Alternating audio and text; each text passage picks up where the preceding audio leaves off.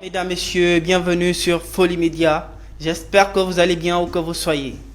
Vous êtes en direct de l'émission Impact qui vous parvient tous les vendredis 20h, 21h.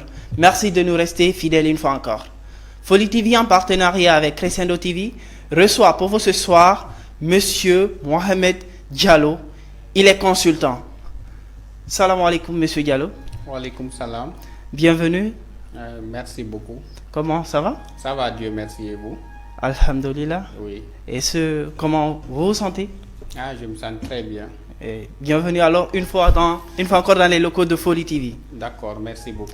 Alors pour commencer, présentez-vous pour nos téléspectateurs. D'accord, je m'appelle Mohamed Diallo. Oui. Tout court, je pense que ici à Dakar, les gens me connaissent. Oui.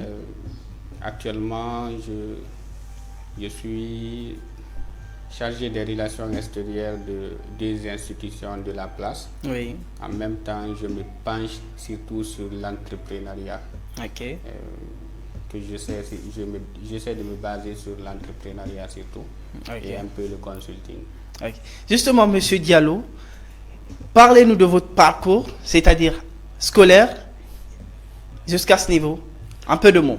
D'accord, un peu de mots après ma licence et quelques années après ma licence en Guinée, bien entendu. Oui. J'ai eu à avoir des expériences professionnelles en Guinée. Oui. Et je suis venu à Dakar pour faire mon master. Et une fois à Dakar, je me suis intégré très rapidement. Ok. J'ai même de passage été le président de l'amicale des élèves étudiants et stagiaires guinéens au Sénégal. Ok. Et après ça aussi, je suis toujours là, j'essaie d'évoluer un peu dans le domaine de l'entrepreneuriat. Oui.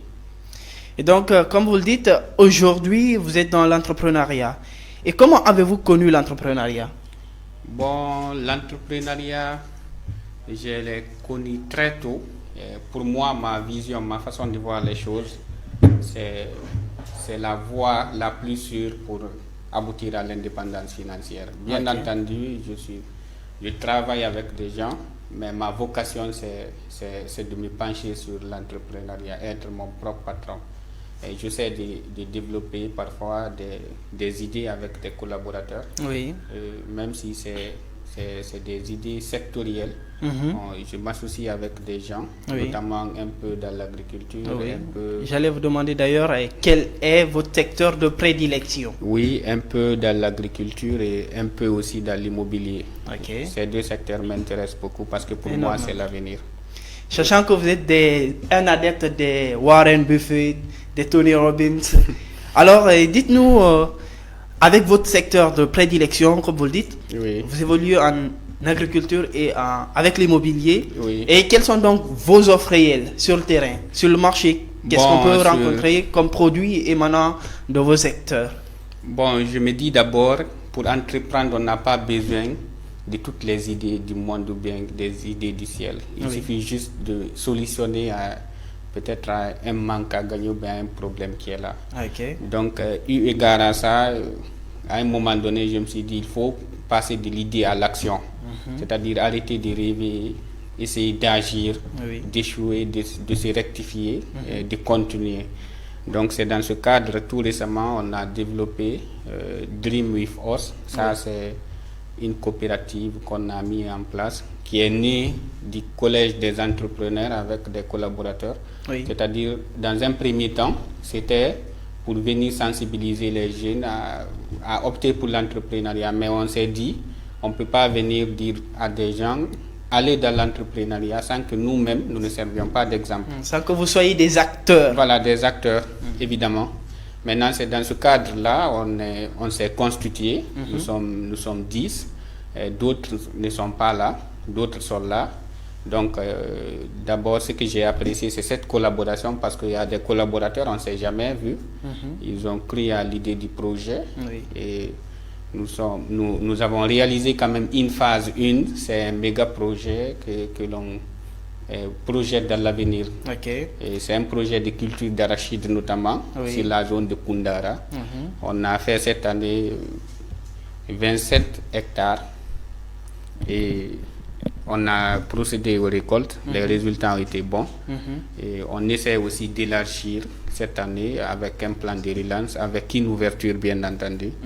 Donc on va peut-être cultiver le riz, l'arachide, parce que notre prévision c'est de mettre sur pied une unité de production de pâte d'arachide sur Koundara, eu égard à beaucoup de potentialités qui regorgent cette zone de la Guinée. Nous savons que c'est l'avenir. Moi, principalement, je suis allé au terrain, j'ai vu là-bas, j'ai vu les opportunités. Je sais que c'est une mine d'or et on va foncer, Inch'Allah. Donc, comme vous le dites, vous produisez de l'arachide et un peu plus tard, vous comptez bien sûr transformer cet arachide en pâte d'arachide. Évidemment, oui. Et je vous souhaite bonne chance.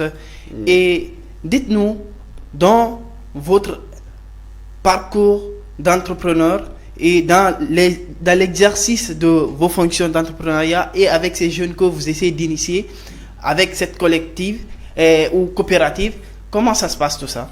Bon, je vais dire que tout début n'est pas facile, mais il faut avant tout d'abord avoir la confiance en soi, c'est-à-dire savoir où on veut aller et accepter aussi d'apprendre.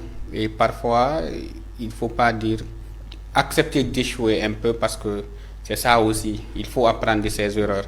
Donc on a une conviction solide, on a surtout un lien solidaire, un lien de confiance qui est là, une motivation. Et là, je me dis, ça part à merveille. C'est pas facile, c'est l'agriculture à distance. On travaille avec des gens sur place, on a mis les moyens qu'il faut. Mais je vous assure, il y a un comité de pilotage qui est là, qui fait très bien son boulot, et nous autres aussi, nous observons, nous avançons ensemble. Pour moi, c'est déjà un pari de réussir cela, et que nous ne sommes même pas sur la même zone. Nous croyons au projet, et Inch'Allah, on va avancer. Et bien entendu, parlant de cette coopérative toujours, et avec votre business model, je voudrais savoir sur quel plan financier vous êtes vous lancé. Vous êtes avec le financement participatif, ou comment vous le faites justement? Bon, c'est d'abord, les capitaux, on a compté sur nos propres forces d'abord.